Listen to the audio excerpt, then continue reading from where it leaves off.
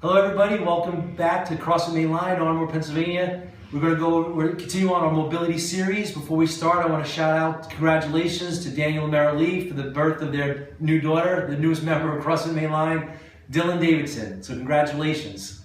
On today's mobility WOD, we going a little out of sequence here because last 2 days we've had some pretty big workouts here, WODs here at the box. We did max sumo deadlift yesterday, and today's partner WOD, which we just finished, had to do with several heavy kettlebell swings. So important to talk about the core stability when we're doing these low back exercises.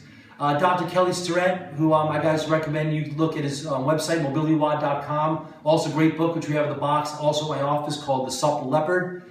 And he refers to some of the core muscles as the four horsemen, including the quadratus lumborum in the back, which is part of the extensor muscles, the iliacus, psoas muscle, which I'm going to be talking about mostly today, and also the rectus femoris. So we're going to be talking about the psoas muscle. The psoas muscle is a very interesting muscle, which I talked about in other videos, because it's a unique muscle, because it's the only muscle in the body that not only inserts the bones, which they all do, it also inserts the discs of the spine.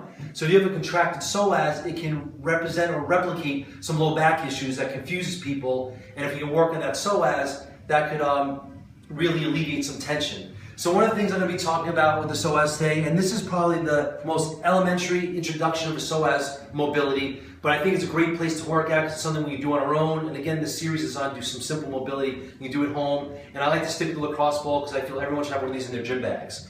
So to work on the psoas muscle, I have you lay on your back. We did one standing. It's a variation of that, but this one's even more elementary. You're going to come lateral to the belly button. You're going to put the ball down, you're going to bring your hand over, and then you're going to mash it into that muscle and really find a sore point. What you could do then is raise the right knee if you do the left psoas. As you're working it in, really work it in, roll it down almost to the crest and work it up, but really that area is where you're going to find most of the sensitivity. And you find that point, you kind of rub it left and right and try to floss a little bit there. And then when you do the right leg, you can actually roll it out, and that can really bring that psoas to the surface, and yeah, it can get real tender, a little spice in there. Work it back and forth. And then you're bringing the knee back as well.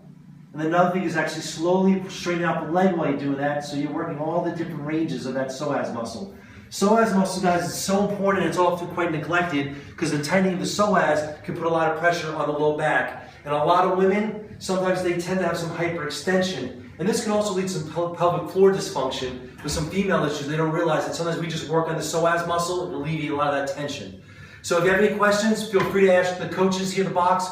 Feel free to talk to me. Also, may want to consider getting that low back adjusted and realigned to take pressure off those nerves. Look forward to seeing you next time.